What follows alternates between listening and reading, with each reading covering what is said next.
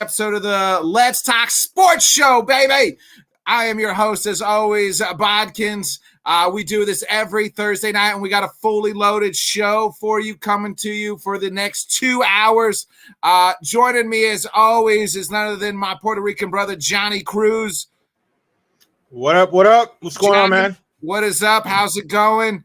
And as always, our man, our special man, Mr. First Down Sam. I like turtles.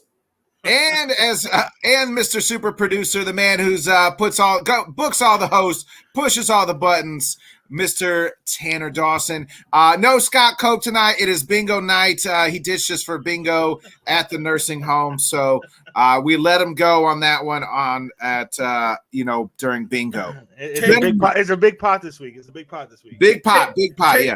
And he's got to cover all his gambling debts. So Scott's, we said, hey, go win the bingo, keep gambling. Let's get a party started. They have a gift card to Rite Aid. Boys, let's jump right into it. The Nuggets, like we said, finished it out the other night. Johnny, what's your thoughts on that series? Nuggets in 5, pretty much, a good, fast, and gentleman sweep. Yeah, I think the better team just prevailed in that one. I mean, it was a nice story. It was a nice run by the Heat. The whole play-in game, 8 seed. I think they kind of just ran out of gas, and they ran into a team that I think was obviously better, but has been good or one of the best teams for the last couple years. And I just think it was their time. Jokic is a stud. Jamal Murray's fully healthy off of that ACL, and he showed what he was before the injury. So, I mean, it was a fun series. I wouldn't have minded an extra game or two just to keep it going. Because they were entertaining for the most part, but Denver did what they had to do. The young players surrounding Jokic, played their roles, did what they had to do. Aaron Gordon played well. Porter came through there at the end. Shout out to Bruce Brown from the U. He played well. So the better team just won, man. It is what it is. Like I said, it was a nice story about the Heat, but the cream rose to the top, and the cream is chilling in Denver, Colorado, bro. Cream of the crop, boys. Yep. Cream of the crop. Tanner, what about you? What was your initial thoughts there?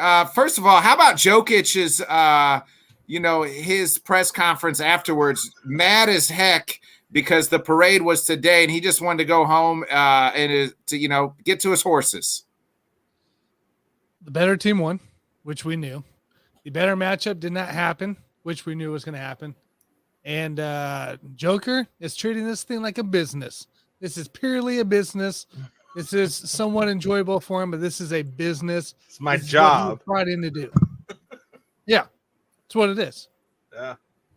Sam, what about you? What was your thoughts as you bounced into your first initial bounce, really into basketball? I feel like it really was. I really haven't paid attention much to the playoffs, but it was totally fun. So thank y'all for pushing me towards that. I kind of felt that last game, I was starting to sweat a little bit watching Miami. I was like, oh no. But then Murray started going off, and I felt like they had it. But what a guy in Jokic, like just talking about his horses and his family and everything like that. I mean, it's so cool. Like how he views this, like you guys said, is a job. And he's heading back home to his family. And you know what? Good for him. Ride off to the sunset and then come back next season, of course. Bro, yeah. The scary part is, like, what if he was, like, really passionate about it? Like, could he possibly be better? You know what I mean? Yeah, no, I agree. It's scary, I agree, bro. Yeah, it is scary how good he could be. I love his response today at the parade. He said, I know you I know you didn't think I wanted to be here, but this is fucking awesome. So that was really cool at the parade today. That was awesome. So he kind of redeemed himself in that way. A guy he reminds me of, and I don't know, I was floating on somewhere, and it was I saw somebody say this, and I was like, oh, that's good. He reminds me a lot of Tim Duncan, that demeanor, right? Very much. Holy crap, I don't know why I didn't think of that before, because Tim Duncan's probably outside of Jordan, my second favorite player all time, just because the way he went about business, just goes about his business, doesn't really care about anything. We're never going to see him on anything in the offseason, hear from him in the offseason, but he'll show up week one, ready to play, and then and then he'll make another run ready for the playoffs. I was like, that's the perfect comp as far as his personality. He just wants to play ball, go home, doesn't care about anything else. Yeah, that's a great comp. That's a great comp right there. Tim Duncan was all business. They called him the big fundamental. You know what I'm saying? And yeah, he was all about doing his job, and that's it. He wasn't a trash talker. He, like you said, he's not going to do a bunch of commercials and a bunch of interviews afterwards. He's going to go on the court, handle his business, win 5 rings, and then, just walk away. Well, I hear since the Nuggets tried to give the last game to the Heat. Well, I mean, the Nuggets like to nugget sometime, and you like to just give stuff away. And I want to talk about. They're very giving. I want to get you guys' thoughts on 2 things here. The first, what is your thoughts here on the Nuggets? People are like, oh, it's de-watered down as far as like this run isn't that magical. Is like they beat an 8 seed, then they beat the Suns, without Chris Paul, then they beat a 7 seed in the Lakers, and then an 8 seed. Like this that's just haters. That's just haters, bro. Going around. That's just people wanting to hate on the Denver Nuggets. Yeah, you know what I'm saying? Like, on it. Yeah, it's no. Just like people want to hate on. You know what I'm saying? On Johnny, people are giving the Lakers. Who did he beat? Who did he beat? He beat LeBron and the Lakers. He beat LeBron and AD. He beat Kevin Durant and Devin Booker, and then he beat who the hell was in the first team that they beat? The Timberwolves. Cat and Anthony Edwards. And at my parting shots, some of the best players in the Western Conference. Yeah, and it ain't their fault who they meet. You know what I mean? So stop all that shit. Wait, no. Give them their love, give them their flowers. Johnny, there's nothing bad about beating names like that. Those are high-profile names that are teamed up together. This isn't like it's a 60-year-old team or nobody that hasn't been around for a while that was all of a sudden in the playoffs. They beat big names, right? Big names. Not to mention Hall of Famers in a lot of people's books already, right? And we're talking like it's like because they're old. Well, they're not that fucking old. Because they're still putting up stupid numbers. Yeah, LeBron James and Anthony Davis are still the 2 of the 15 best basketball players in the NBA, maybe 2 of the top 10. Right. Like look who they went through. If you zoom out, right? If you just look through the book of history, like if we just got a book out and it said, oh, they beat the 8 seed, the 4 seed, a 7 seed, and an 8 seed to win the championship, you'd be like, that was kind of a soft run. But if you zoom in and you're like, oh, that team also had Kevin Durant and Devin Booker, like 2 of the top, again, 2 of the 15 best basketball players in the NBA. Then they beat the Lakers, swept them. Then they faced the Heat. And I'll give them the Heat were just, I felt gassed out. And I want to get to the second part of my question here is what is this notion of, we all praise Jimmy and I still do, but now this on the other side of the flip coin is, oh, Jimmy's not himmy. It's, where was he during this NBA finals? You see all these memes asking, I saw a meme today, which was kind of funny. It was like the NBA, it had Murray on there, from the talk show. It was like the NBA finals proved that you're not the father, and it had MJ laughing.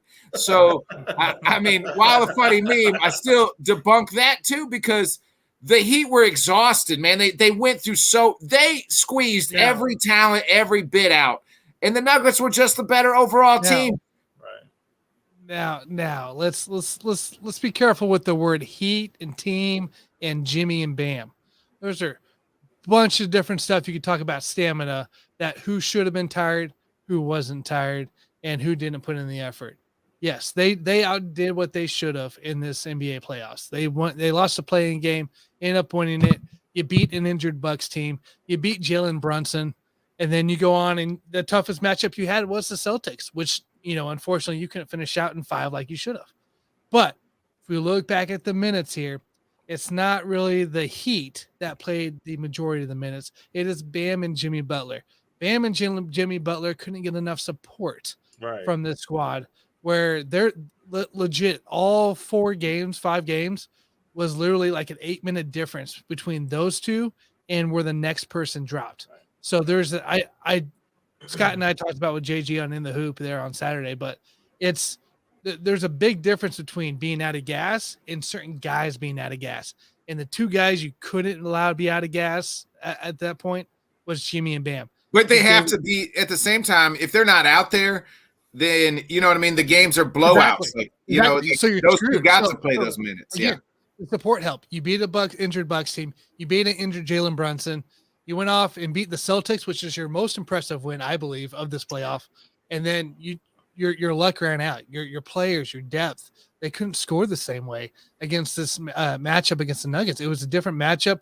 It was a more full blown up matchup for the Heat versus and the Nuggets there, and it just fell apart. And unfortunately, some things come to an end, and that run ended up coming to an end because they had a worse matchup against the Nuggets than they did a smaller Celtics team. I am a new NBA fan, but just from whatever perspective that gives you, it just seemed to me like the Heat gave it their best right hook, and then the Nuggets just started coming back and just haymaker. That's what it kind of felt like watching it. Yeah. And once Murray started going in the third, I was like, well, that'll do it. Like that's how I felt. That'll do it. Like the Heat won these playoffs runs with runs. Like when I say runs, I'm talking like 5-minute runs. Well, they did that even the last game, right? Like you look at the Nuggets came out blaze of glory, like, oh, it's gonna be a blowout. Heat respond, you know, what'd they go? They went on like a 13-6 run that last game, you know, and then even in the fourth quarter, Jimmy Butler. That's the thing, is like Jimmy didn't play great in the first 3 quarters, but he played great when they needed him when it was crunch time. He won an 8-0 run to try to almost force a game 6. Well, and the shit about it, too, is that they would not have been anywhere near the finals without Jimmy Butler. So, I mean, people want to make their memes and all that shit, trying to hate on the kid now. Again, they went up against a superior team with a lot more talent. You know what I'm saying? So, I'm not going to hate on Jimmy. I would want Jimmy on my team. But get him and Bam a little bit more help. Hopefully, Tyler Hero can stay healthy if he's not a part of a trade to get somebody else. But you know, saying it was a good run by Miami. They just ran into a better team, a team that, like I said, has been one of the better teams the last couple years. They just haven't been able to get through, and not for nothing. But if they weren't in a bubble a few years ago, that Lakers team ain't winning. They ain't beating Denver because that was a healthy Jamal Murray at that point, and I think Denver would have made. Yeah, and Flo out here says it's true here. Like, look at Jimmy before he hurt his ankle and after. Never use an excuse, right? Which he won't. He stands to it till this day. No, he won't. That doesn't bother me. But like there was something. Let's go ahead. We're going to bring our first guest in of the night. He's a Heat guy, so he'll be able to answer some of these questions even better than us. Host of Sideline Sports, a freelance writer for Fox Sports as well. Welcome to the program for the very first time, John Shear, baby. What's up, John? Yeah. Hi, John. There's no bigger Heat fan than me, so I'll tell you that. But we don't make it. Heat culture doesn't make excuses, so we're not like the Florida Panthers where we bitch about our injuries after we lose. Like, hey, we didn't show up. Jimmy didn't show up. You know, it's next man up. So take the L on the chin. We'll be back. John, we were kind of talking, and there's this notion that, you know, I said everybody praised Jimmy on the way there, and then you know how the internet is. As soon as the minute you don't fail, you know, they want to pile crap on you. And I said I'm debunked. Like, to me, that's not fair to Jimmy because like he did have the sore ankle. There's reports that there's some personal things going on with his family, even with his dad, I've read, all sorts of things, but all things aside, like he was there in the fourth quarter. They just were not as talented team. I don't believe that at all, actually. I don't believe they weren't as talented. I think they're just as talented. It's just they don't have a 2-time MVP or what should be. Well, that's what I mean. They're not as talented. They don't have the horses. No, I definitely think they do. I think their complementary pieces are just as good. I think people just, unless you follow the Heat, you don't know that these guys, these undrafted guys, are really, really good. It's just they were missing open shots. Look at game 1. Like, if they're missing wide open shots, and I went back and I was like, if you don't miss those wide open shots in game 1, if you set the tone in game 1 by hitting your open shots, which it wasn't like the Nuggets were contesting things. They were wide open. If you're hitting those if you're knocking down those shots in game 1, it's probably a different series because you get game 1 and you steal the momentum, even though they split anyway. You guys know sports. Like, if you're if you're at the disadvantage, but you're taking game one, like the Heat did against the Bucks, like they did against the Celtics, like they did against the Knicks, took game one, and that really was a statement. And I thought if they could have taken game one, they definitely could have taken the series, but they just missed their shots in this series, which is unlike them, but not an excuse. I truly do believe, Nick, that they ran out of gas at some point in that finals. Like it looked like they just physically ran out of gas, and that's what I mean. They squeaked to me. Like I didn't feel like they were I was rooting for them. I just didn't feel like their talented wise was as talent, because like if you match up the rosters, and I think those undrafted guys are great and they balled out, they played their role great, but like they squeezed the juice out of that as much as they could. And they had been to, they've been through 7 games with the Celtics, what they go 5-6 with the Knicks, and then they went 6 with the, with the Bucks. Like, they did everything that they could do with that team, and they were just exhausted. They had been through so many battles and could not get over to the hump. Let me ask you this, because looking at to me, they need another guy, one more piece to kind of get them there. Is it Bradley Beal, which is being reported that but his contract is outrageous? Is it somebody like Dame Lillard? Dame Lillard brought up. Yep, Dame Lillard's been brought up. A guy who's a free agent, Fred VanVleet. Yeah, Tanner, that's exactly what Is it one of these guys out there? Who would you like? Who, first of all, like fantasy wise, like, hey, this is the guy I would love to bring. And then who would you love to bring in realistically? So for me, it's neither of those guys. I mean, I love Fred VanVleet because he fits the culture in Miami. I said that to somebody the other day. I said, Fred, to me, is the perfect fit. He's a perfect fit culture-wise. So I would love Fred VanVleet over any of them because I do believe he's a free agent. So you don't gotta go out and get another hero for him and all these pieces and picks. But ideally, and I said this all week, what I think that the Heat should get is a legit 5, because it's not fair to Bam to say, hey, Bam, go and cover Joker, who. Bam's amazing defensively. To me, he's a top 5 defensive player. But size-wise, like, he can't change his size. And he has a tenacity. He's going to give you everything he has defensively. But offensively, like, size-wise, it's a mismatch at the 5 against any of these centers. Anthony Davis, look what Anthony Davis had for him in 2020. Like, he just doesn't have the size. It's nothing against my guy Bam. But if you can move Bam to the 4, you can get a legit 5. Then it's better for Bam, because defensively he can cover any of the 5 spots. But I like him better at the 4, because then size-wise he matches up better. Offensively, size-wise he matches up better. And then if you get a legit 5, the Heat's problem against the Nuggets wasn't they were out that the Nuggets had more talent. It was the Heat are small, and the Nuggets are giants. And exactly. Eric Gordon and those guys are just like, hey, I mean, think about it. If you're in school or whatever, you're playing like any sport, and a guy's like 6 inches taller than you, there's nothing you could do about it. It doesn't matter how good you are. If he's bigger than you, there's nothing really you could do. And the Heat just are small inside. And if they can get bigger at the 5, Bam would be amazing at the 4. I think that would be perfect for the Heat. I don't think they need more guards, but you're never going to say no to Lillard and Beal and what kind of a 5 do you think they should get? What kind of a 5 would you want? Do you want a rebounder, defensive guy to back up Bam, or do you want more of an offensive 5 on the team? And would you be okay with the team trading for a Cat or somebody like that to come on the team? Personally, I wouldn't. I'm not a Cat fan, but I'm just saying. No, I'm not. Threw him out there as far as offensively. No, I'm not a Cat guy either, because I think he gets lazy, and that's obviously like we said with VanVleet. He's amazing culture-wise for the Heat, and you got to fit this culture, because we heard Kyrie. There might be interest in Kyrie. No, that's not going to work, because he won't play with Kyrie. He'll be out the door in 5 days because he wouldn't be able to handle. LeBron couldn't handle like how hard Pat Riley is on his guys.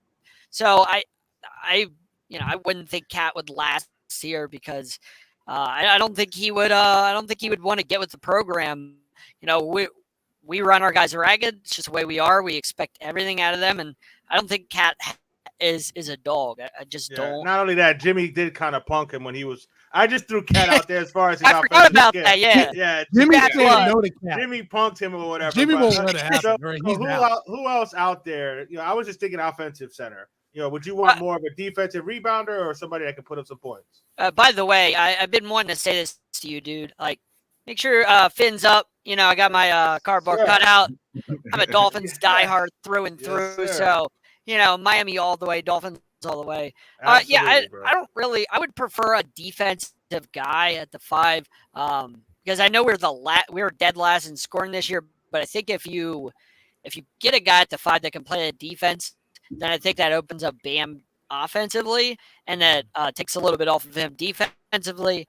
And I think you get more out of him. I think you'll get what you get out of Jimmy. You get what you get out of Tyler Harrow, and the Heat always find ways to whether they lose some of these undrafted guys in free agency and they get paid.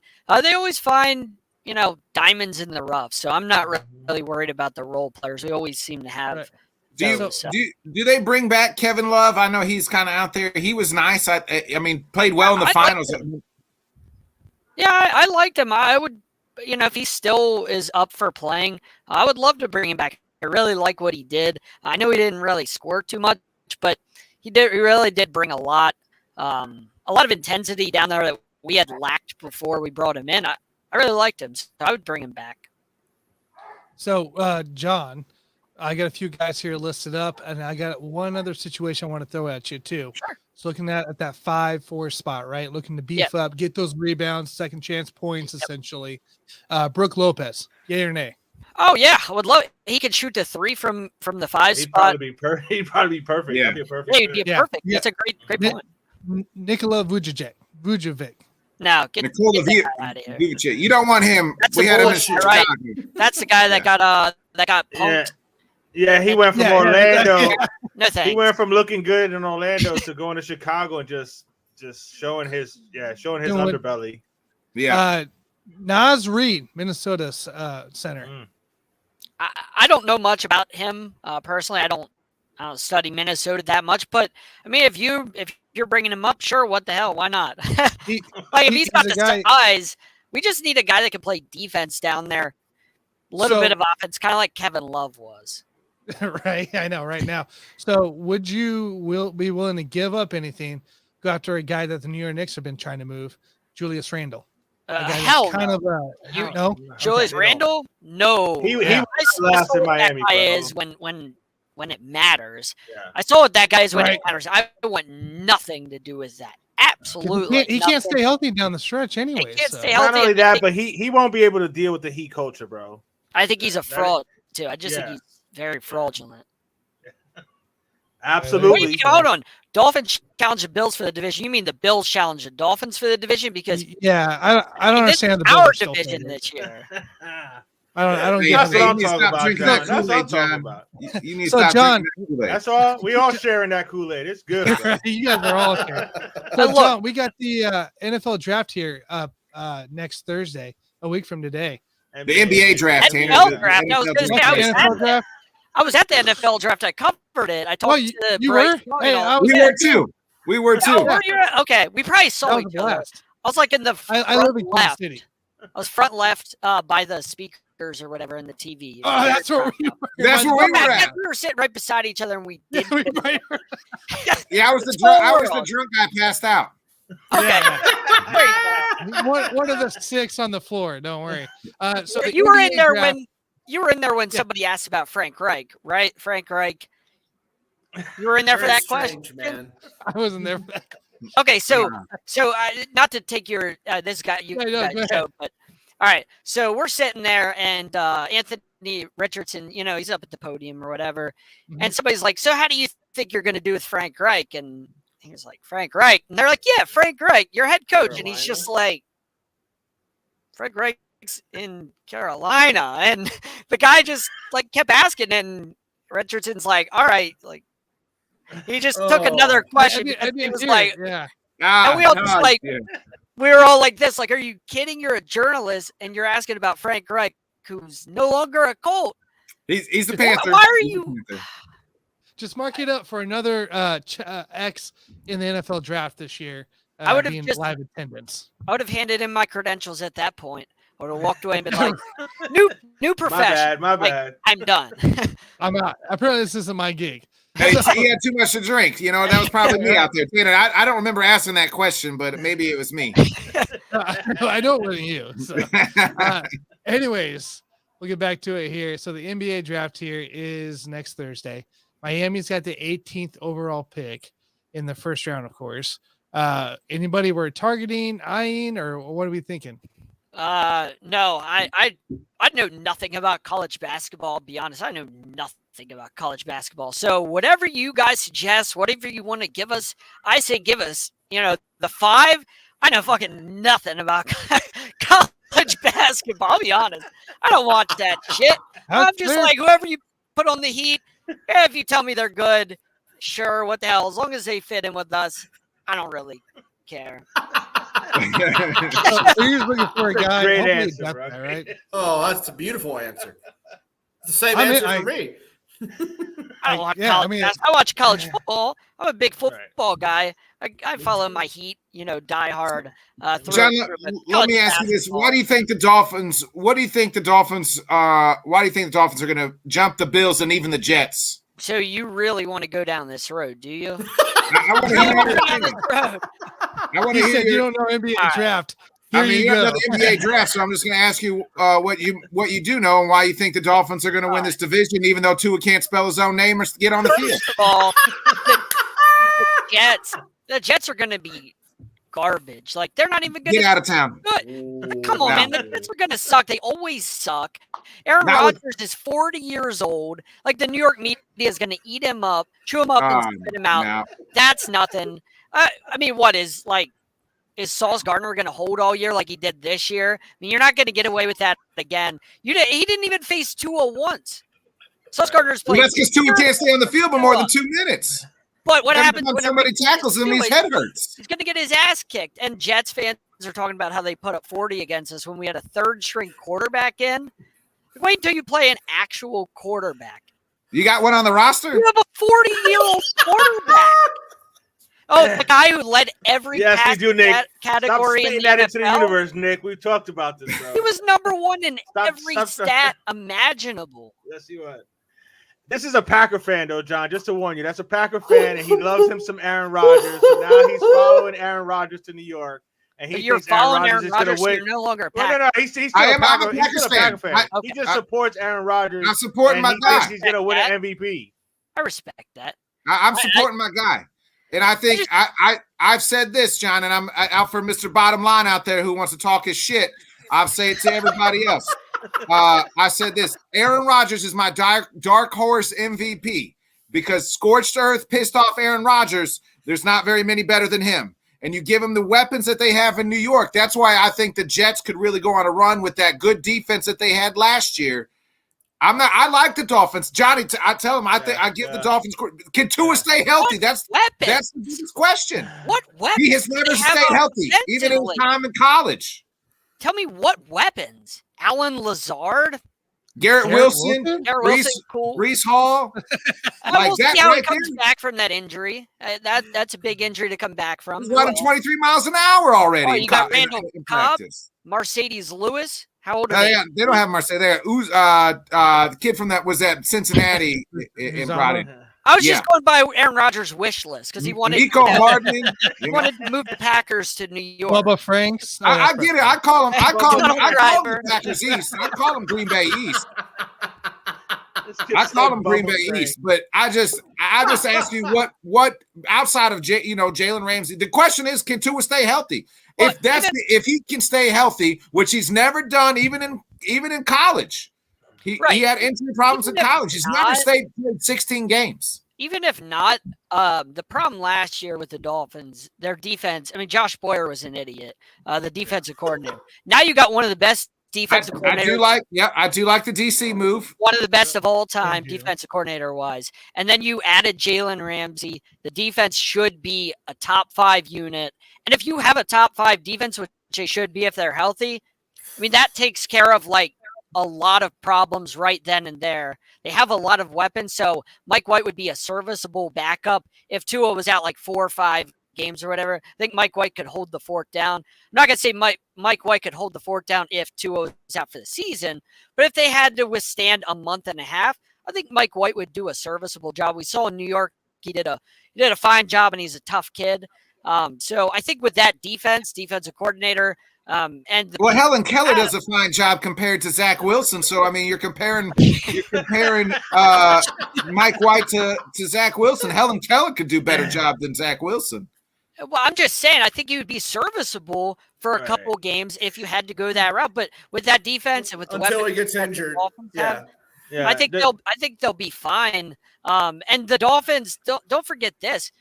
They called a break with the schedules because they played the Bills and the Patriots early in the season at their places, which means they don't got to go to New England. They don't got to go to Buffalo late in the season, which has always been their Achilles heel, is going to those places late in the season. So you get that out of the way and you don't got to go to cold weather. I mean, I think it's 4 of their last 5 games are at home.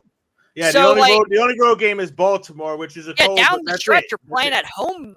You don't got to play in cold weather. Basically, the end of the year. That's always been the Dolphins' Achilles heel. I think they'll be perfectly fine. Yeah, like John's saying, Nick, with the defense and even Mike McDaniel admitted that he needs to run the ball more. Yep. We'll see. You know what I'm saying? See. So that's going to take some pressure off Tua. Plus, you're saying I know you joke about the whole spelling of his name thing, but I think he's going to be healthy. I think he's going to surprise some people this year. And like I said, between the defense and running the ball, I think we're good. Like he's taking like some kind of crazy karate. He's taking jujitsu to help him kind of with his he's energy. He's going to hit toss Von Miller when he comes around the corner. Yeah, it's about being able to, you know what I'm saying, fall properly and, you know what I'm saying? Yeah, when you get blindsided, though, in the back of the head. No, John, no. Blindsided in the back of the head ain't I think those injuries were on Tua. I think they were all on Tua because, like you guys said, he didn't know how to fall away. Yeah, right. He held on to it too long. Right, lived to fight another down. Yep. John, we'll get you out. We'll get you out on this. The Dolphins have won 1 playoff game since the year 2000. How many they win this year? And give us a record here before we get you out of here. Oh man, Dolphins going to the Super Bowl, so they'll win 2 playoff games. Hey, they're going to be a number 1 seed, baby. So they'll win 2 playoff games. Get the Super Bowl. Super Bowl doesn't count as a playoff game technically, so they'll get there. And of course, I'll be at the Super Bowl, so I'll get to watch the Dolphins win it. I'll be there in person covering that, so nice. And I get to see Zach Thomas in 2 months at the Hall of Fame get inducted. Yes, nice. Get to cover that.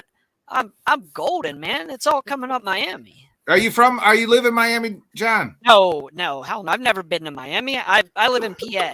Oh, okay. I was just going to ask you who your cocaine dealer is, if you got that.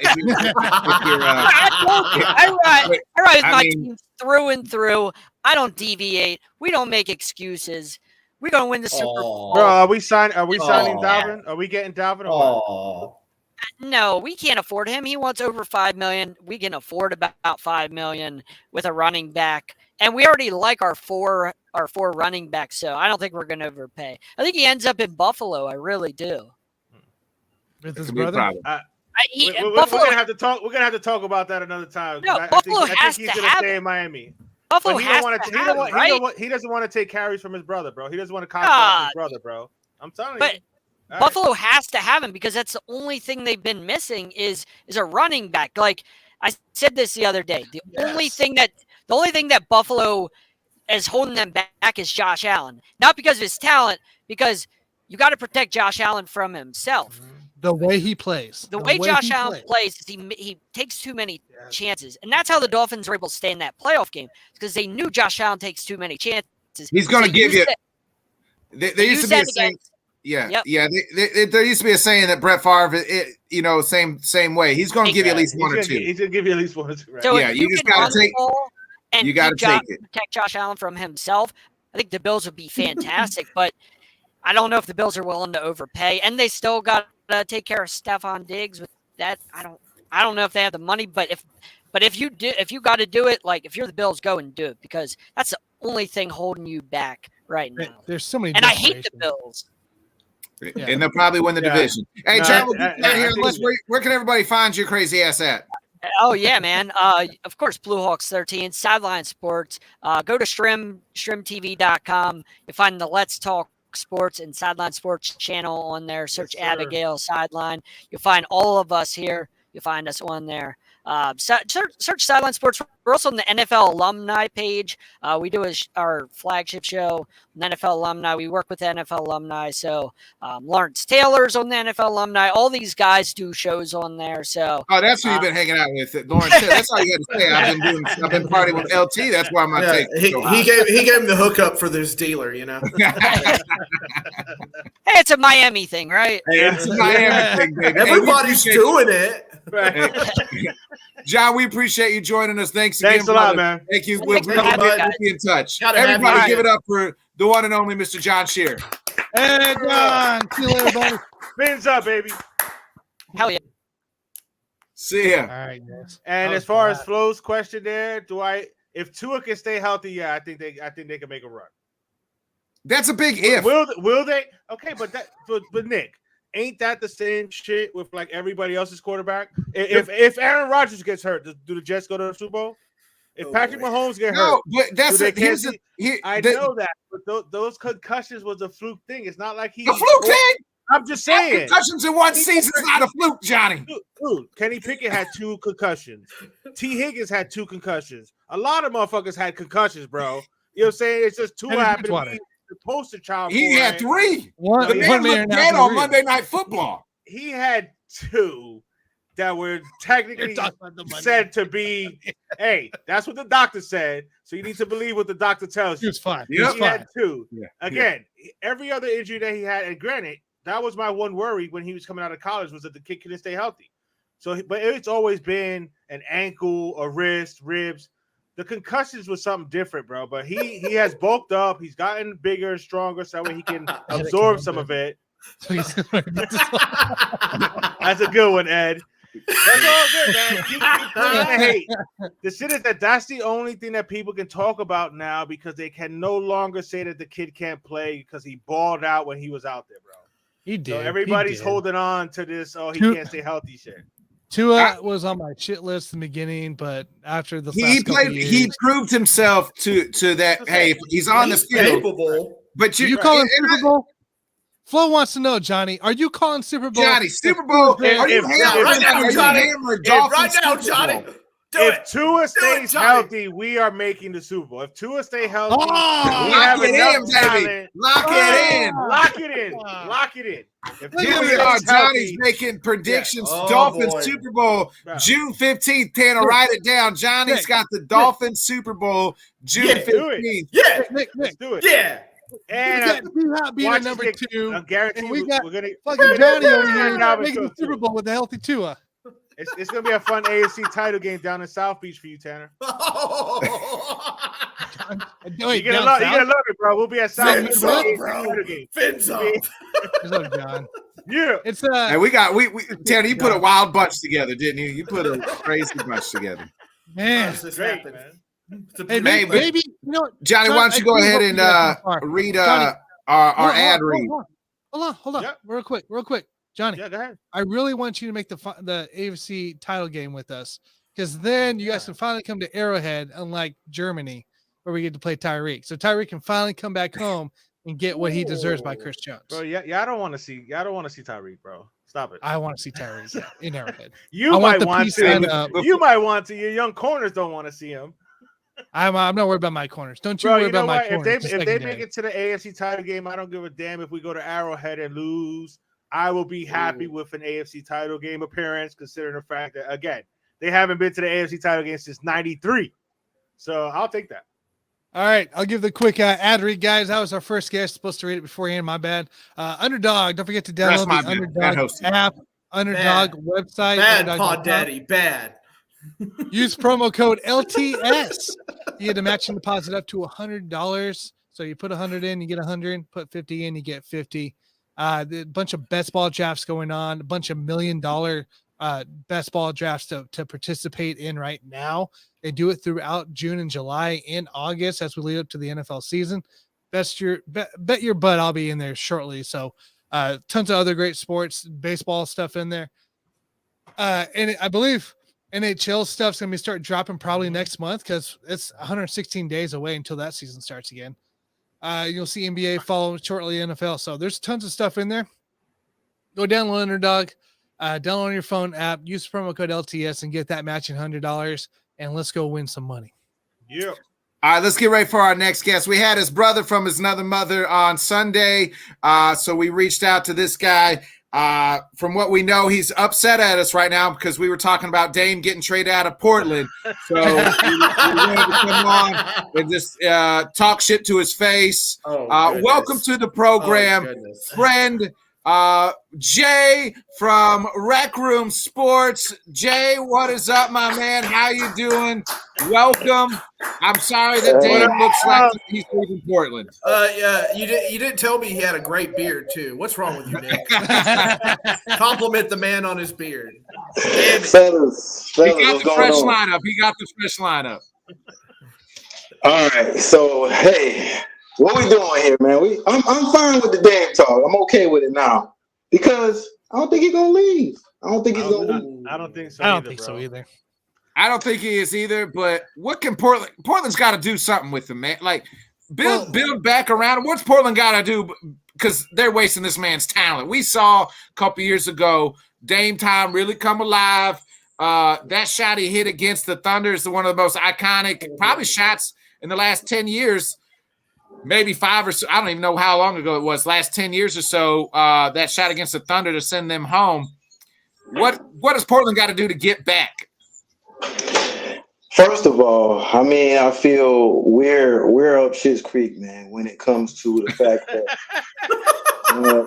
way to be real, bro. I love it. I freaking love it, bro.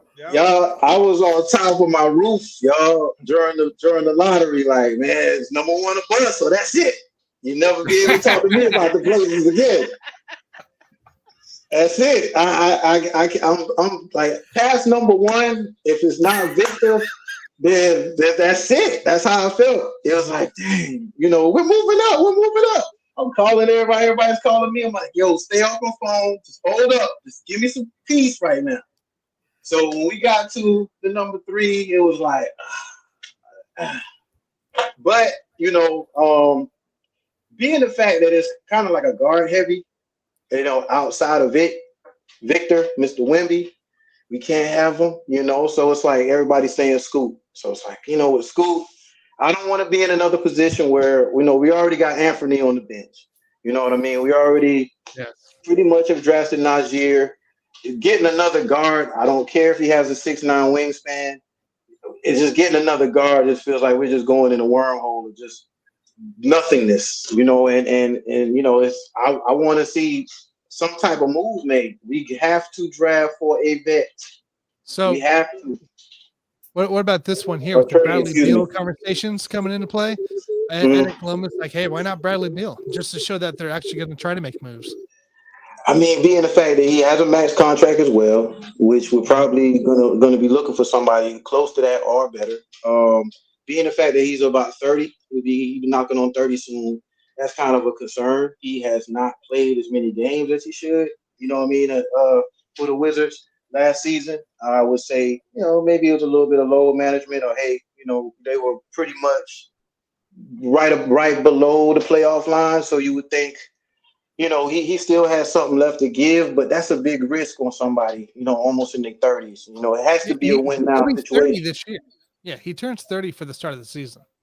Yeah, I mean, it has to be a win now situation. Like, Beal isn't enough. I don't think Beal is enough to we thought we were taking the better center out of the Nurkic Jokic tandem, Yeah, what's up with that?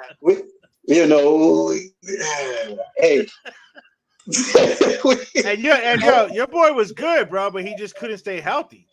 He looked so promising at first when they had to actually choose him, between like, hey, we're not gonna lose either way. But then as soon as he got to Portland, it's like he put up some monster numbers for a second, and then he got hurt when he broke his leg in the playoffs. Right. And he ain't been the same since. Nah. Yeah. No, and that's our thing, man. You come to Portland, man, to get hurt. A lot of people, asking me about somebody getting drafted or getting somebody at a certain age or has like a injury issue. It's like Portland is not the place for that. It's not. There's some talk about New Orleans, wanting to trade up to the number 2 or 3 spot. Are you okay with your team doing something like that? And who do you? I mean, let's talk about them trading Zion. Do you think Zion will be able to, not eat his way out of the league if he goes up to Portland? You think Dame can keep him in shape? He's gonna eat that fish. You're gonna eat that fish. I mean, at least fish is better for you than gumbo. Chunky boys unite now. The question is, what is he eating? What is he eating? You understand what I'm saying? Hey, y'all saw my comment before the last show. Hey, Jay, he might be eating some booty. It looked like he's eating a lot of booty because he got 2 girls pregnant. Exactly. That's where I'm at with it. I would take Zion. I would take Zion for when it comes to New Orleans. I would take Zion in the number 14 pick. I have to have the number 14 pick to go with Zion. If I'm Portland, I would let Zion, because you just said you don't want somebody with injury problems. That man's got riddled with injuries. I think a guy that would suit nicely is Brandon Ingram. I was about to say I would give them this pick, next year's pick, and a couple more. Get Brandon Ingram to team up with Dame. Yeah. See what it is with Ingram, you can't. He's okay when you get it first. When you got there, like the timid Brandon Ingram, they probably would have been willing to trade him away. But now the fact that he's shown to be a bit of a leader, that is giving them ammo to be like, you know what, Zion, we're gonna get rid of you, because Ingram is actually being a leader. You put a good vet next to him or a better young talent, you're already getting what you are out of him and McCollum and the young guys that they already have there. You would think you would kind of compare sort of those guys that were in New Orleans to what Miami sort of had going on, what they have going on with their undrafted players, free agents and people. It's just, I would take, again, the number 3. With the number 3, we trade them to New Orleans, and then we're getting back Zion and the number 14th pick, and give us somebody, I would say, in the front court.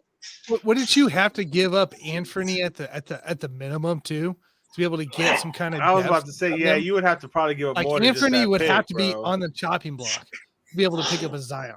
I think. I don't know, man. I'm scared. I'm scared. Y'all are really stressing me out, man. I'm sweating under the hat. This is the reason why I had that on. I'm like, I can't talk about this. I can't. But it's scary. I can't get rid of it like this. We're gonna come to a standoff where it's like, look, we're not getting rid of that. Either get him out of town and let him eat, or just deal with it. Like we're gonna need that. We're gonna need 14 at Zion, and that's it. Like we're not giving them but the third pick. Anthony, that's a big risk for somebody in the league. Big pick. I would feel like they would probably. I think they need to give you more than Zion in the 14th for the number 3. I think you should be getting more in return. You serious? Yeah, that's what I agree. Because at least give us like some front court depth, something or another pick, or like a next year's one or something. maybe lottery protected or top 3 protected or something like that. I could see something like that because. Zion, Zion could be the face of this league, right? But he just does he. Yes. It seems like, is it me or is this new generation? There's just these new kids that it's like care, bro. They don't care about basketball. Like we're looking at Ja, we're looking at Zion. It's like they don't. Do you guys even want to play ball? I know you got a lot of interest in one guy One rather guy had sex with lots of girls, which sign me up. One guy rather be at the titty bar flashing his gun, But I would rather, as much as I like having sex with porn stars and other girls, I would rather play ball and make millions, and the other stuff's going to come to you later. But it's just like these guys just don't care. Is it like a generational thing, Jay? You think, or what is it? Because these guys. The light bulb's not kicking. Zion won't get his fat ass in shape. Yeah, right now it looks like a South Carolina thing. Sad to say, but you know, we were so proud. That was Jay from Rec Room Sports, people. All the South Carolina people. Bye, Jay. Take care of your beer. Hey man, we don't have much down here, man. You show us some porn stars, man. Hey, there's no telling what's gonna happen. He came out pretty good, if you ask me. But hey, you know, it's definitely a generational thing. It really is. And I was just telling somebody today, man, like, look at where it's going. And then also, you know, with the job situation, it's like, you know, can you see ourselves saying, damn, LeVar Ball wasn't that bad? You know what I mean? As a father, you know what I'm saying? Think about that. Like, at one time, he was public enemy number one. Now, I'm not saying this.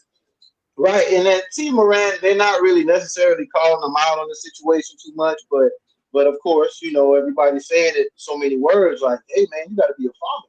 But, you know, as far as Zion, you know, it was good to see that his family, you know, it looks like he comes from, I'm not going to say, you know, they seem like pretty conservative, so to say. You know, look like they have, you know, they keep him grounded. You know, and they support him. You know, they show the support, but they're probably going to be showing support in another city. But, you know, it's just simply generational. It is. And it is scary because look at what we could be going into. You know, we're talking about betting now. We're talking about betting. Well, I'm not gonna say prostitution, but betting, you know, porn stars, you know, it's like these are things that happen beyond, you know, like behind the scenes back in our day. You know, Will Chamberlain can prove that, you know. But social media, bro. Social media is putting everything out there now, bro. You can't get away with nothing now, bro. Hey Jay, if you're gonna give a punishment to Morant, what's the punishment? Honestly, I'm kind of sad. You know, again, South Carolina thing. I thought that he would have said it was a toy gun a little sooner. But Hey, Jake. I mean, why do you wait like 2 months after don't that? even know how to lie right. Yeah, that was my first instinct. I was like, hey, it was a toy. Look how I'm holding it. Look how I'm holding it. Look how I'm holding it. Come on, that's a toy. But again, man, it was like, whoa. It's a squirt gun. It's a squirt gun. It's a squirt gun. Yeah. I played duck hunt with it. People were saying, man, that sounds crazy. I'm like, well, what other defense does he have? You know, that's a toy. Yeah. But as far as the punishment, I stand by, you know, 40, you know, was it 40 smart games, 42 games, 40 games? Yeah. I stand by that because, like, how can you, you know, there are others saying, and we talked about it, like, it's legal. He wasn't really doing anything illegal in a sense. Sure. But I would imagine so. You know, I don't know what that guy next to him, if he has a record or, you know what I mean? Like, it could be a lot of things technically under law. It could be illegal, but here's what I say, Jay. Here's what it's not illegal for him to have the gun, right? Like that part is okay. Like, but first of all, you just flashing it around with 3 or 4 people in the car is probably not the greatest, smartest idea in the world. Second of all, your boss, your employer said, hey, man, you can't be having guns and flashing it on your phone. Like, you know, your boss said that. So if my boss came to me and said, hey, Nick, like, you can't wear a hat today at work. Like, we don't want you wearing a hat today because that's our policy. I got 2 choices. I can either say, F you, I'm going to wear my hat and I'm going to get fired. Or I can, you know, take responsibility and say, okay, I'm not going to wear my hat. I'll come to work and do what I'm supposed to do. But in reality, you say, I'm the Bodkins, baby. I'm Bodkins. Adam Silver sat down with this man, and he said, hey, and you know, Ja came out and he did the PA thing, right? Went on with had Jalen Rose you know, speak for him and back him up. And then what do we hear 2 weeks later? He flashing a gun all over the place. Okay, now the employer saying, hey, we saw what you did. And then you just saying 3 weeks after that, oh, I didn't tell you all that was a toy. Like, I mean, come on, we ain't dumb, Ja. Like, we ain't dumb. Yeah, I mean, what the other stories and all of those are very like dangerous things that possibly have potential to be dangerous. But what scares me the most were the other stories that we were hearing about him. Like, why would you feel like you have to pull a gun and jump a 17-year-old kid. Like, was he a 7-footer? Like, I want to know. Like, was he like what size was he? He was Shrek. Yeah, like please tell me this guy was like, yeah, he stood about 6. Like, tell me that was the creep you were seeing in your sleep. You know what I mean? Like, tell me something. Mine was playing tricks on him. Right. So it was like, what's going on? The shoe store incident. It's like, what's going on? Like, what is the family doing? Like, so it's. I kind of stand by, and I'm just kind of saying, man, you better be lucky you're not out for a whole season, because it's just you have a responsibility. Hey, bottom line, real quick, I want to answer that bottom line comment real quick. He can tell you it's just like being in the military. I'm a vet. Always at work, plain and simple. If you're always in the NBA, you're the image of the NBA. Exactly. You're representing that corporation, bro. It's a totally different job too. You're out there in public; people know who you are. And what you represent. It's a totally different It's like being, like I said, it's like being in the military. When you're in the military, they tell you always got to act like you got your uniform on and follow the guidelines, because if you go out off duty and you represent the Navy or the Army off duty in a bad light, guess what? They're gonna come get you. You get a DUI off duty, they're gonna charge you in-house and outside of house. Like, that's how it is. There's certain rules that when you're part of huge organizations like that or corporations, they got, guess what? You sign the contracts. It's the same thing. Right. Definitely. I just hope it doesn't end in like, what I'm saying, tragic, bro. I hope he gets his head straight. Great talent. Takes it, because it's according to Stephen A. Besides that, it's a young kid, bro. It's a baby. According to Stephen A, there is very people out there that feel like he may not see 30, may not see 26 years old. Like, there's people in his circle that firmly believe that he is headed down a dark path, and we're going to see that's the scary part. That's the scary part. A tragic thing happen. Rule claiming he's the best Ja. What's love got to do? Hey, 50 Cent gonna. Hey, is it 50 playing? 50 out here posting these videos of Ja Morant gun, because he just like, ain't nobody Ja out here. Ain't nobody. What the hell's 2 for? 50 sabotaging him, Jay. Let's blame 50 Cent. 50 Cent out here sabotaging Ja Morant. And Ed in this chat room right now, because this is epic right going on. I'm gonna get money. Dad trying. All right, I want to ask you some questions here about the draft here. I'm just gonna start. If you're at 3, okay, if you're sitting at 3 still when the draft comes next Thursday, who you drafting? Because we all know Victor's gone. Who we drafting? Are we going Brandon Miller? Or are we going to be reaching for a guy like Jarris Walker, Cam Whitmore, or Anthony Black? Or are you going to go with one of the G League guys? We can't. We definitely. When we mentioned somebody like Jarris Walker, that I would say that's one of the only prospects that isn't like instant offense as soon as he walks in the gym. Out of all the first round of lottery prospects, so to say, possibly. Who I'm looking at is with 3. As far as Scoot is concerned, I think Scoot's going 2. I think he's going number 2. I kind of like the idea of Brandon Miller, being the fact that he has more offense than when we drafted Nasir Little out of North Carolina. I would say about the same size, around 6'9". Brandon Miller's a bit of he's more gifted offensively, so it's not potential that we're waiting on. We're waiting on like Nasir. So I'll be cool with Brandon Miller. I'm fine with that. I'm just hoping that it's just instant offenses, not a work in progress or a project. I don't think he'll be much of one. But other than that, it has to be somebody with size. It definitely has to be somebody with some size. We can't do the guard thing anymore. We can't. We have so many options out of Kansas. I hate saying his name. I swear I hate saying his name.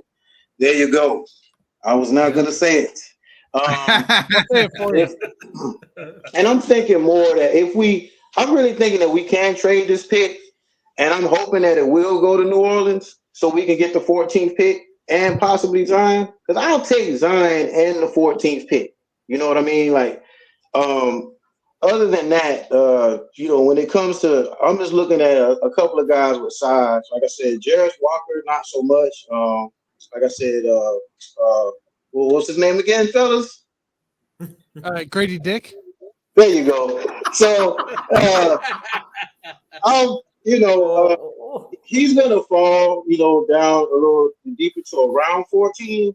So I'm thinking that if I'm only looking at that scenario other than Brandon Miller.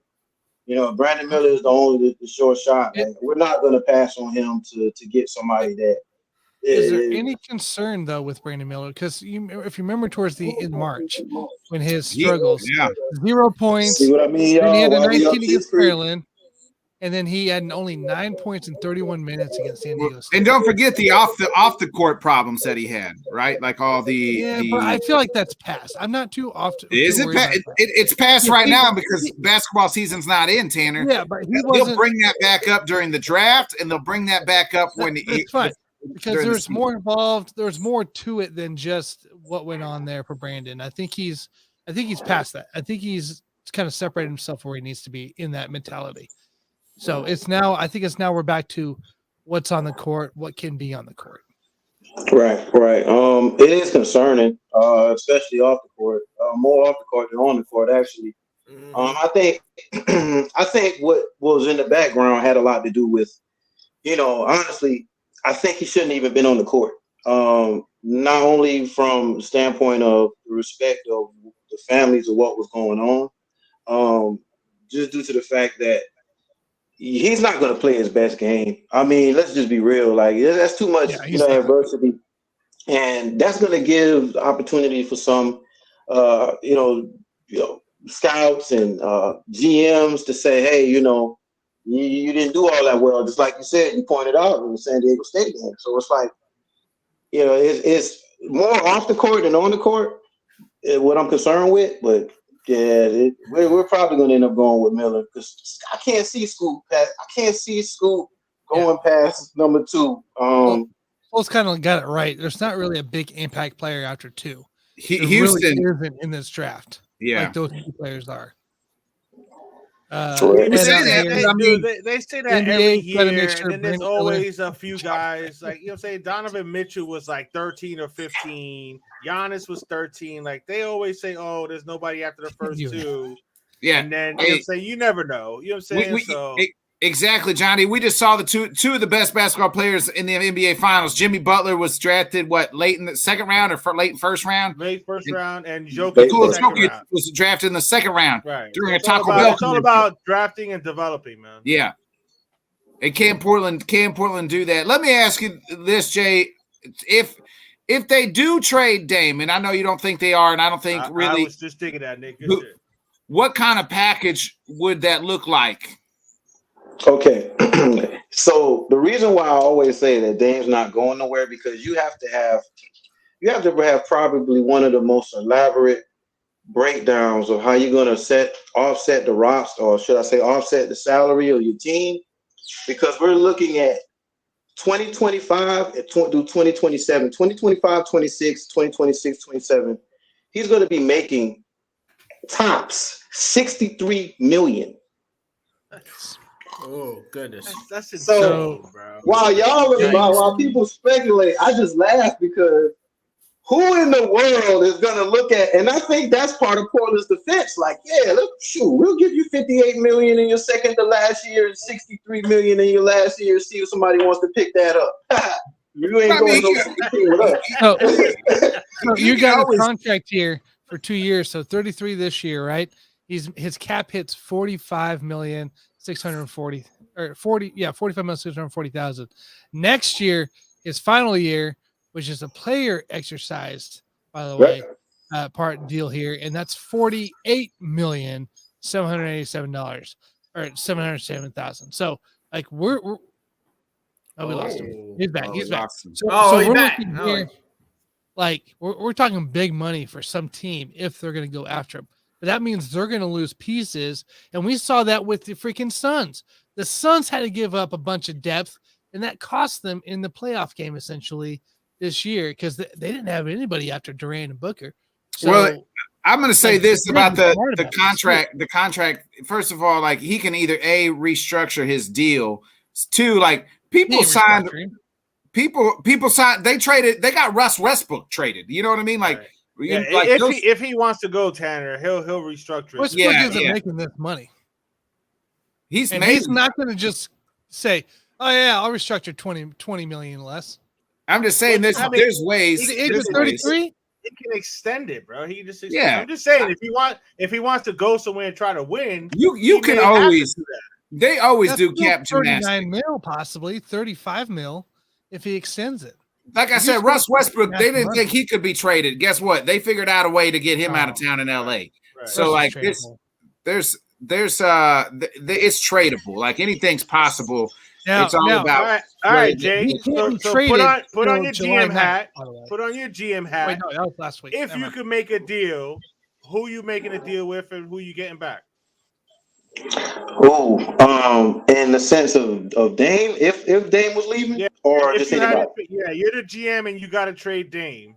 Where are you trading him and what you trying to get back? Well, the reason why I would go for Zion in the number 14 pick, it makes sense, is because out of probably everybody, I only have to deal with, we're looking at what, like 173 out of for Zion. Out of everybody who we possibly can get, that's the only one I would take. That one's the only one that makes sense to take because anybody else, I don't think anybody else is going to give up anybody of that caliber, and also willing to take on that salary.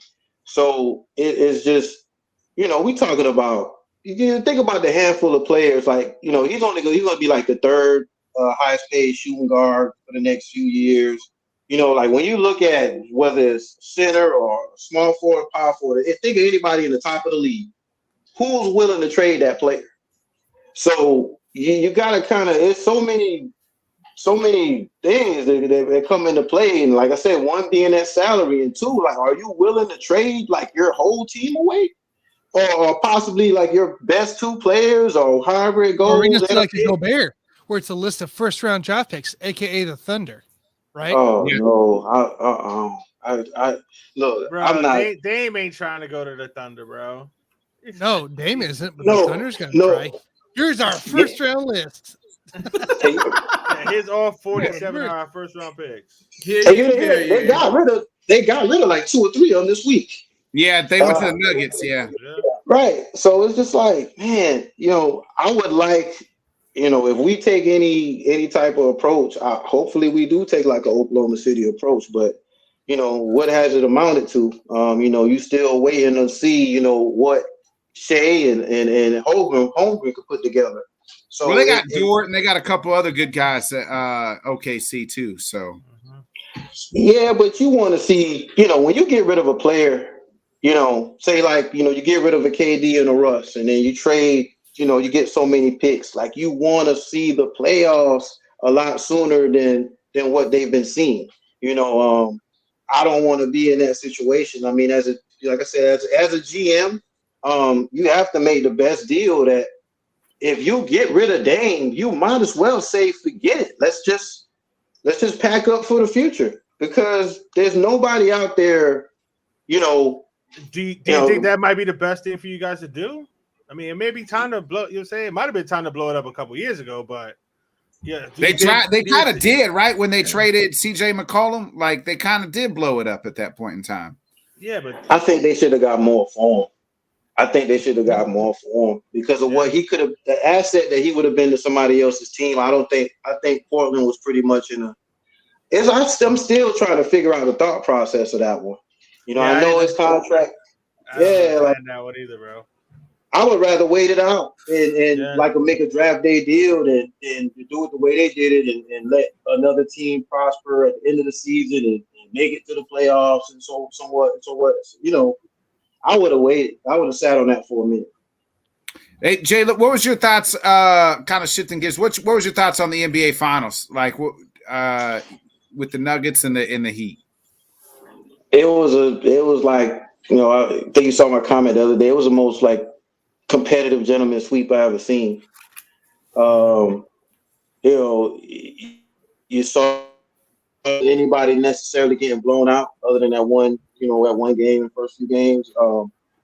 It was the most competitive gentleman sweep ever. I've never seen it. It was great, but being the fact that Miami spent so much energy in the Celtics series, and then you're moving on to this series, and it's like, okay, they're not going to be able to keep up with the team, but let alone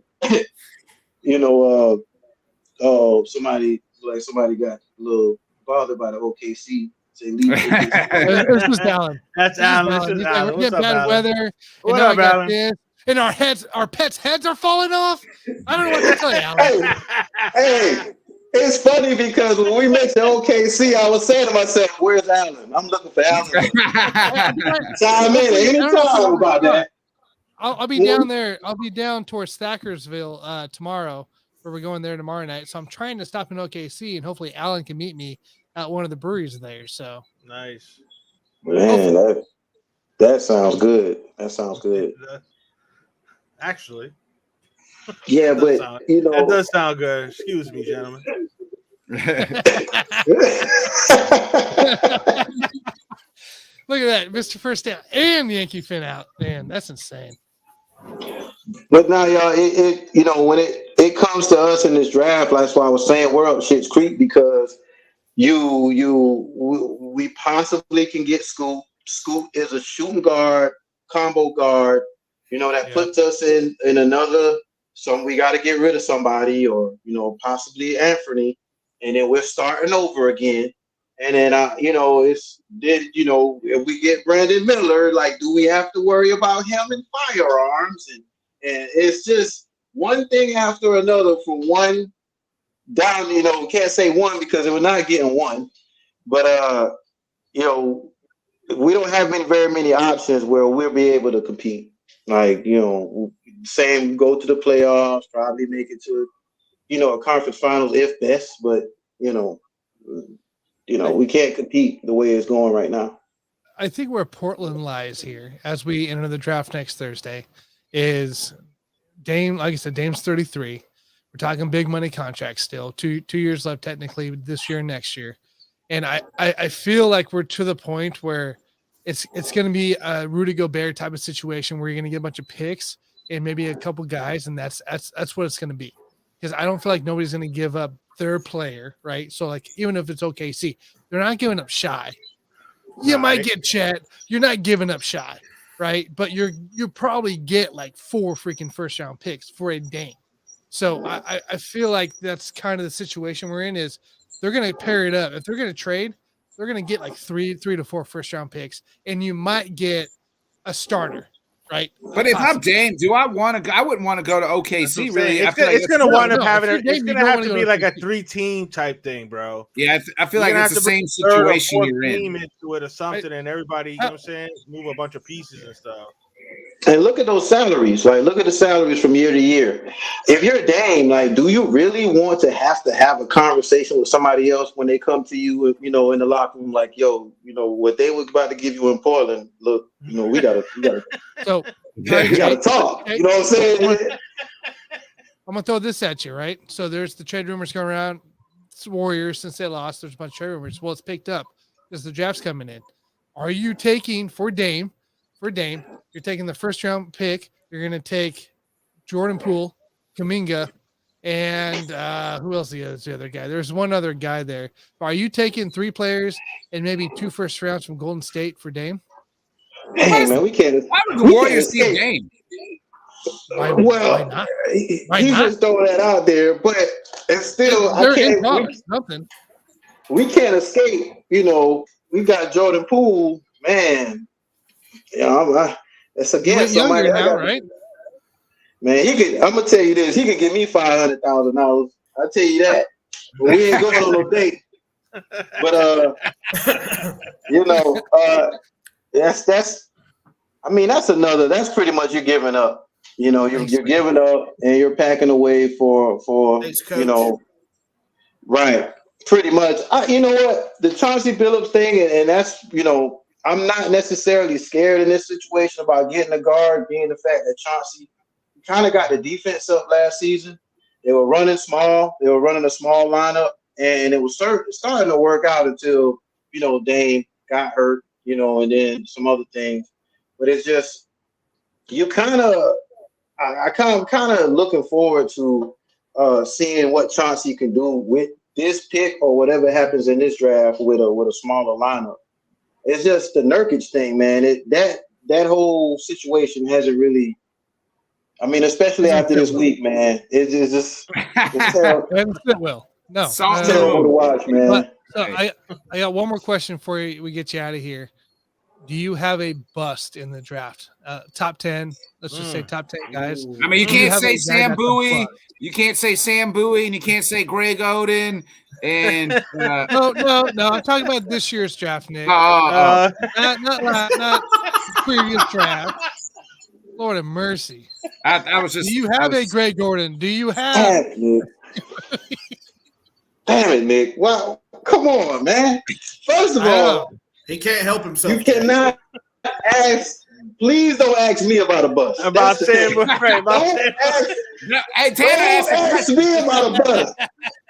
I might say whoever we pick this year, but nah. And you had to bring up Sam Bowie. You know that hurts. That hurts because they. Man, we needed a big man. Yeah, you also could have used Michael Jordan. You could have used Michael Congratulations, Jordan. you got a big man, bro. Yeah. You could have had Clyde and Michael at the same time, bro. Oh. And they could have ran Clyde at the forward spot. I think about it. Clyde would have played the 3 with. Hey, you got Cliff Robinson back in them days too. Cliff Robinson. Dude, they had a squad, bro. Terry Porter. They had a. It would have worked. I think about it often. Sometimes I lie awake at night and stare at the ceiling fan slowly turning. There you go. Back to the question though: is there a guy that you're just not high on in this draft, where you're like, please God, not him? It would definitely be. He's not going to make it that high. I can't think of anybody in the top 10. But as far as like possibly the lottery, Jameis Walker in the first round, because you got to look at it like this. He definitely has some untapped potential, and he would. You talking about Indiana or possibly Detroit, where they're mocking him. He definitely can fill in right there and be a piece that they might need, but it depends on a lot. I don't think that you can count on just necessarily like Detroit. And you talk about two teams that they don't need potential. You know what I mean? They need somebody that's going to come in there and help out. That nucleus that they have now, like. It could work, but you talking about another thing just like us. When you're talking about Indiana, you're talking about possibly another Evan Turner, not Evan Turner, but Miles Turner. I want to ask one more question.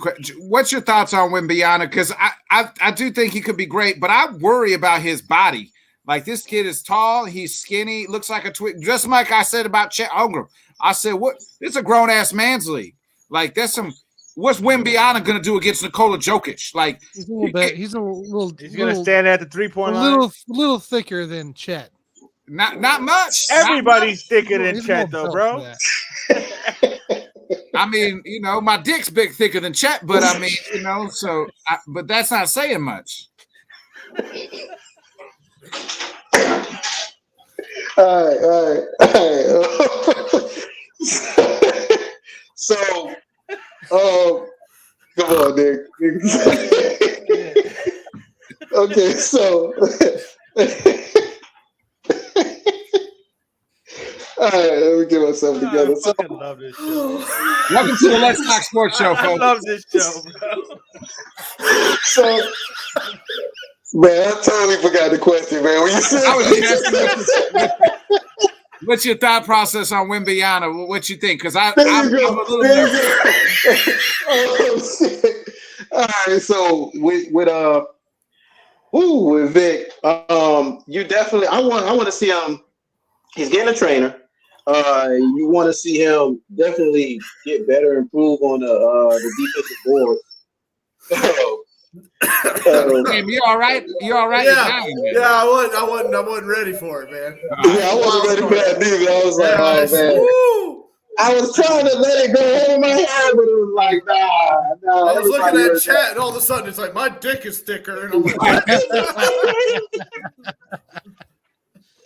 Oh gosh. Nah, I think this kid's gonna be good. Though. I think he's gonna be good, man. Is it more He's gonna be veiny good. though? You know.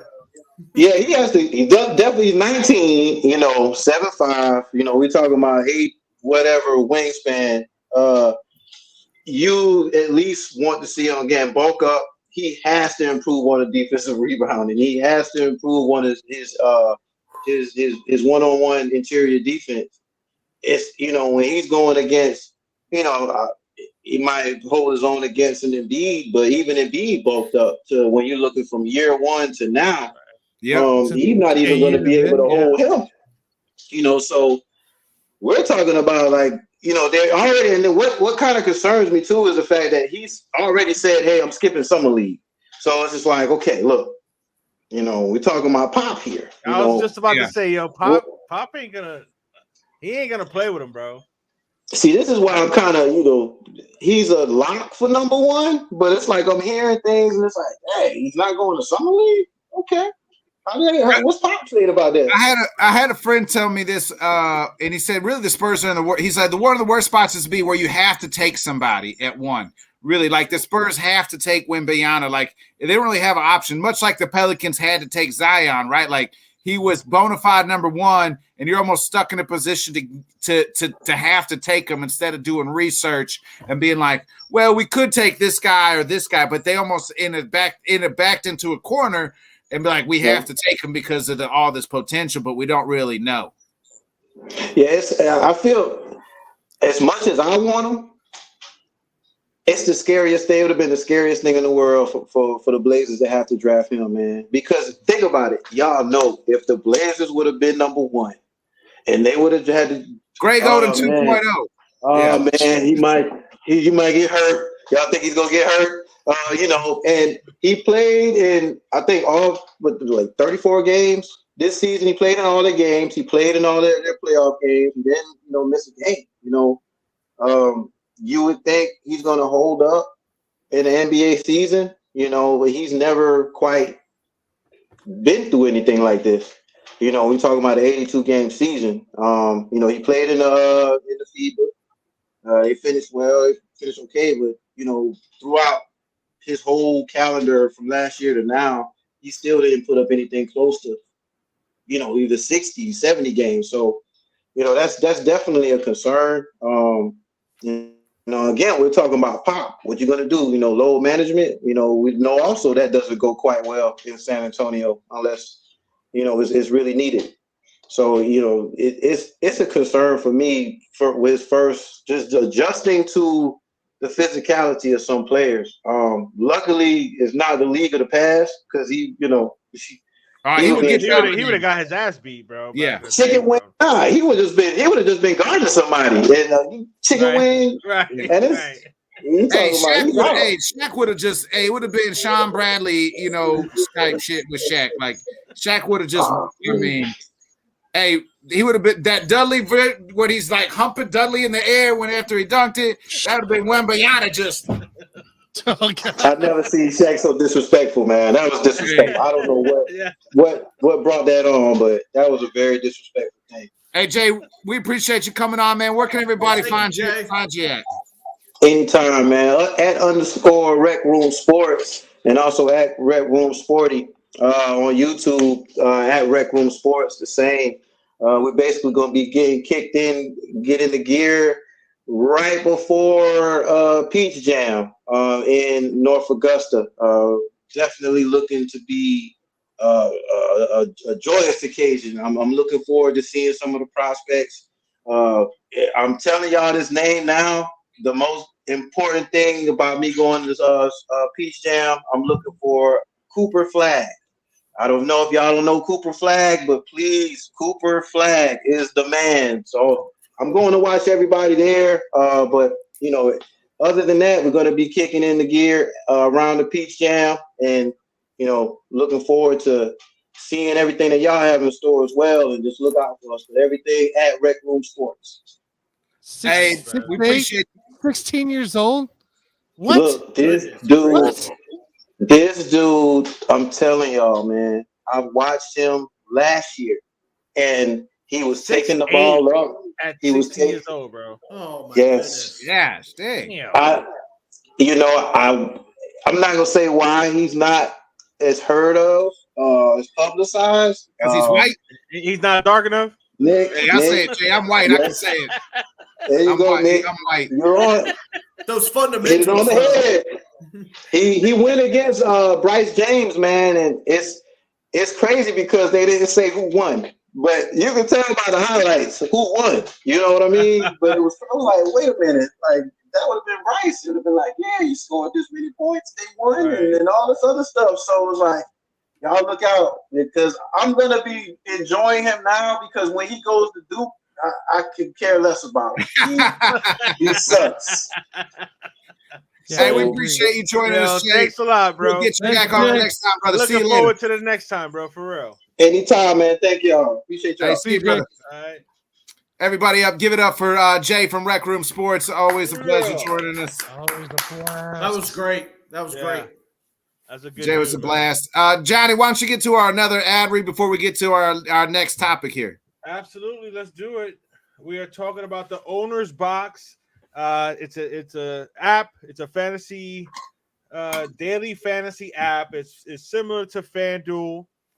There's more chances to win because there's a lot more games in the Owner's Box. You can download the app right now. If you put the promo code LTS, they will match you up to $500 deposit. So it doesn't get much better than that, and you don't have to put up $500 if you don't want to, but they will match you up to $500.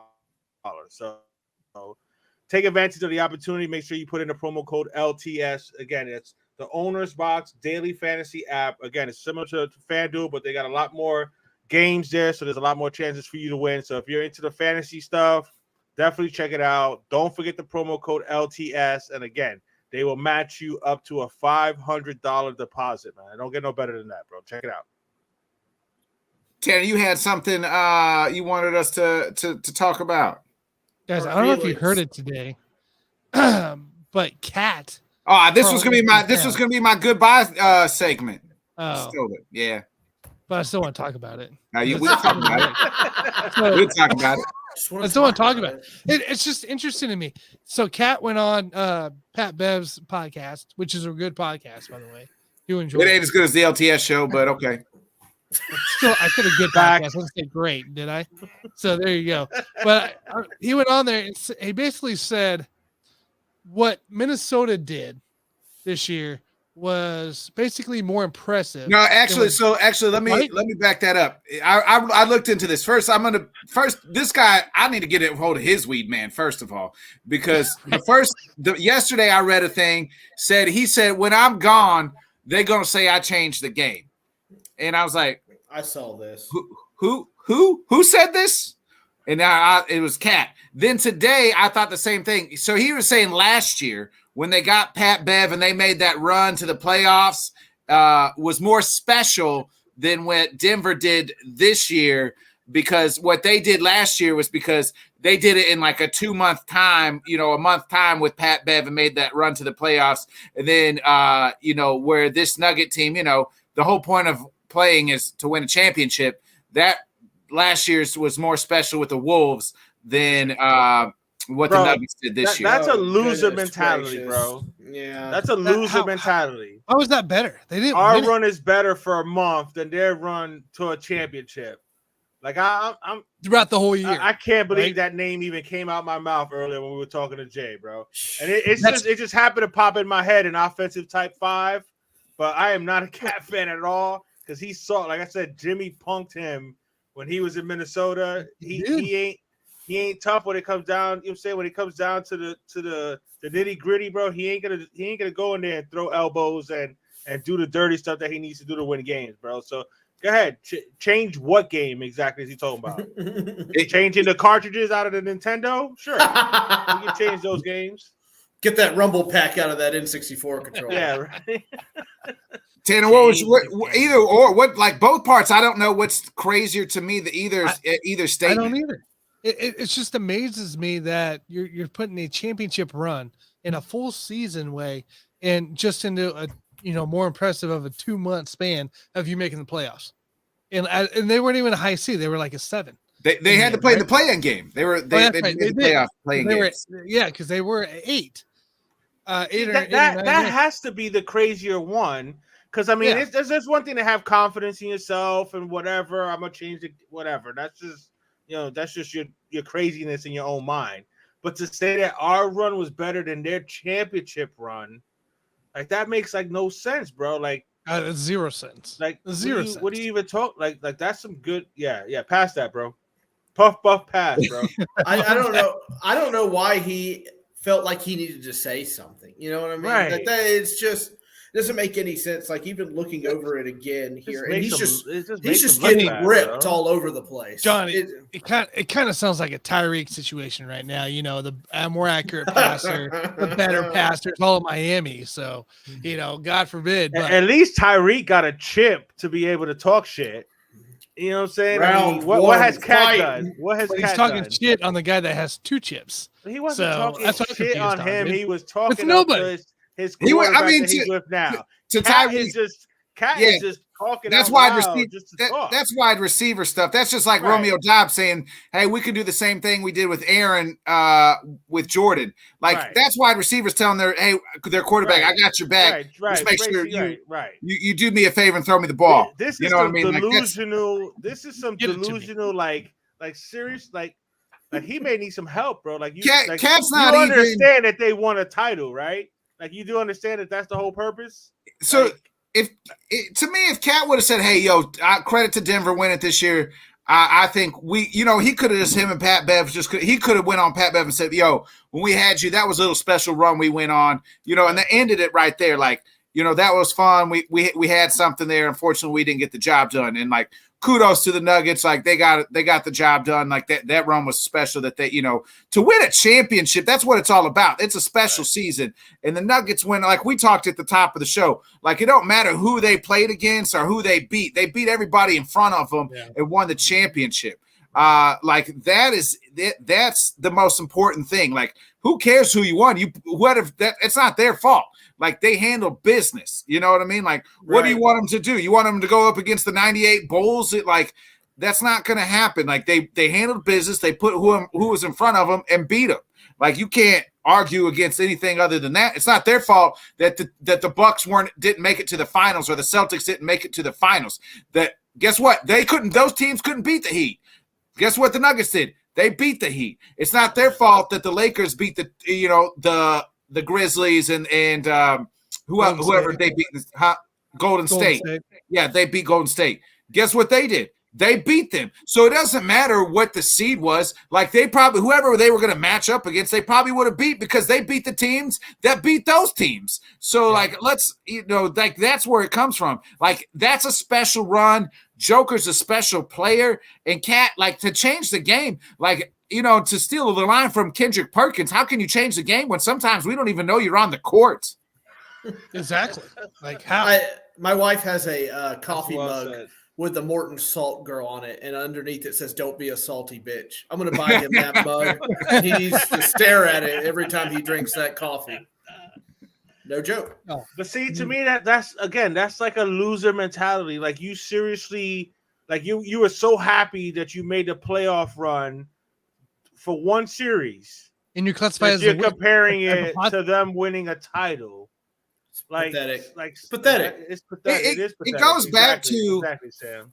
It goes back to like that generation talk that we just talked about. Cat's kind of in that generation, right? Of like, where these guys like grow up, they win a lot because they're on AAU teams. So I think when they get to the NBA, it's like, well, we've been playing basketball for like 15, 20 years because I've been playing it nonstop for, my whole life. So then maybe that shift changes where like, now I got money. I don't really care about the game. Like I got here. And then it's like, also everybody gets a trophy these days.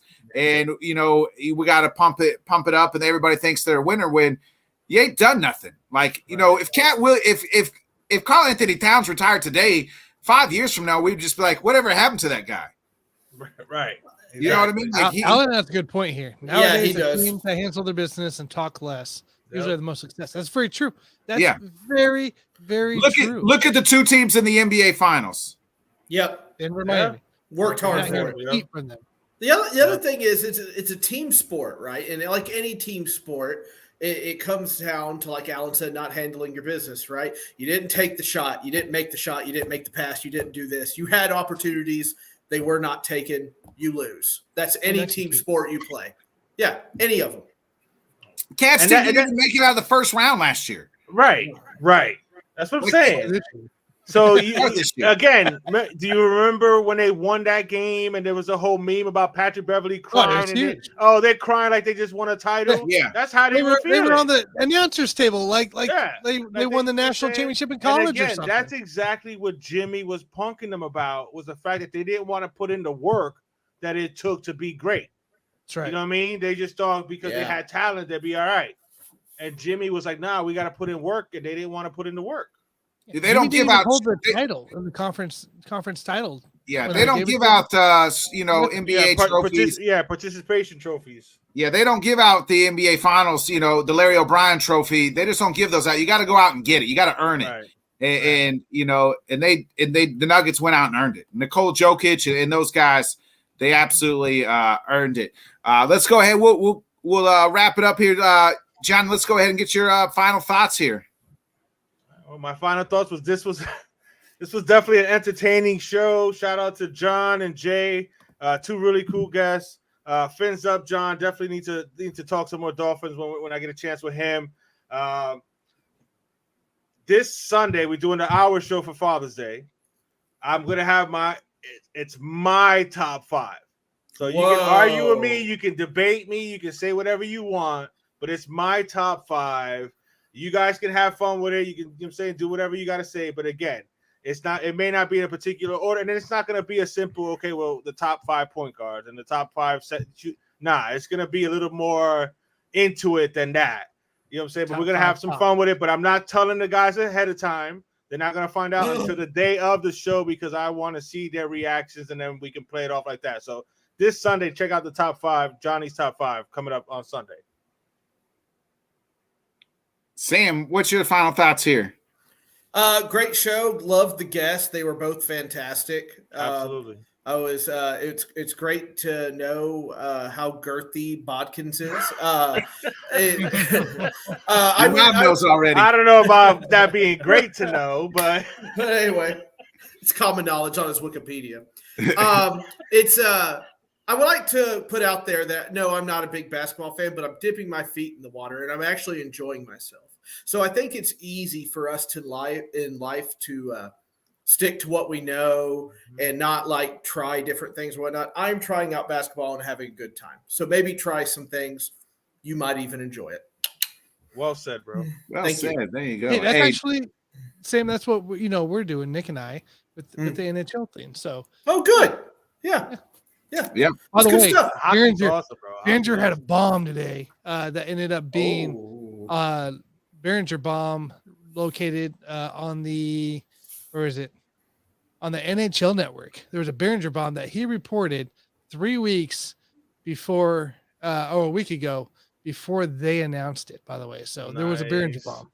Shout out, Jim. Go ahead, Tanner. What's your final thoughts here? Going to Oklahoma, guys. Excited for the guys trip with the Buffoons. When the wind blows merrily on the plane.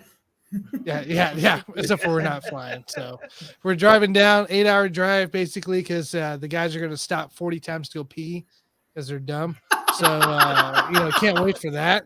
But no, we're going down to WinStar. It's going to be a blast. I haven't been down there in 6-7 years. Last time I was down there was with JG, and we saw a Pitbull concert down there. So which was a blast. So did he run Kodak with Kodak? Yeah, right. So we're having some fun. We're gonna do that and then head up to Tulsa for Father's Day, enjoy some breweries, relax in the possibly rain and 93-degree humidity heat, and chill out. So I'm excited for that. Might hop on the Father's Day show. We'll see what happens. So, but excited for this weekend. Have fun, bro. Be safe. Again, shout out to our guest. Yes. Yeah, hey, Jay and John, the Rec Room Sports, the second time we've had a couple of their guys on. Make sure you guys follow them out. Incredible group of gang there. Also, Sky will have reveal his winners of his 2 questions on Sunday's show, so please tune in Sunday. Remember, Scott was giving out the Warrior his Warrior spots for his fantasy league. He's got 2 spots he's given up. You'd pay $25. The $25 goes to charity to play in a huge fantasy league. So there was 2 questions that Scott had asked, and he had to go back and watch the shows, make sure you answered them correctly. He did tell me that he's got the 2 winners. So we'll announce that on Sunday morning. We'll be back Sunday morning, 8 a.m. That's right. Early Father's Day, 1 hour special show, just 1 hour. So the gents and I can enjoy our Father's Day with our family. And shout out to Sam's beautiful daughters. Happy birthday to the twins. Happy birthday. Happy birthday. We can't forget about, I don't know how those beautiful girls are related to him, how he's the dad. But they look like their mama. They look like their mama. They kind of resemble the postman. It's really weird. God bless them. And you guys thought we talked about the cat thing. I didn't want to say this, and I mentioned it. Jed Hoyer, get Strowman a deal done. And that's kind of my final thoughts there. Be a friend, tell a friend, folks. Like, subscribe, share. You guys know what to do. It's always a pleasure. We'll be back again Sunday, 1 hour special. We'll have a topic to talk about. We're going to do Johnny on the back half. We're going to do Johnny's top 5, where we react to whatever BS he's going to give out. It is. Sorry, Nick. What was that, Tanner? Sorry, Nick. Hang on.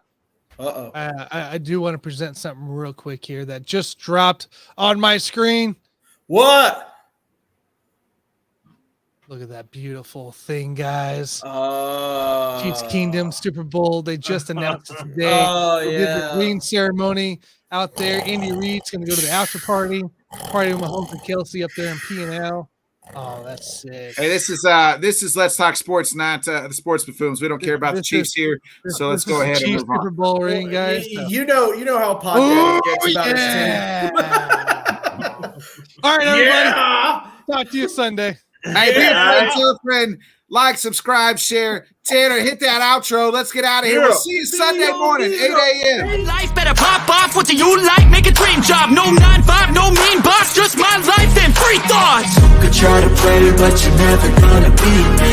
Look the other way, what I'm doing ain't easy. Bloody hands stained from the people who deceive me. Muddy hands break through the chains, go free me. People like sheep move feet, hurt it easy. You don't wanna be fast asleep when they scheming. Better stand tall, ready for a fight, believe me. When they try to change, you can say no, free me.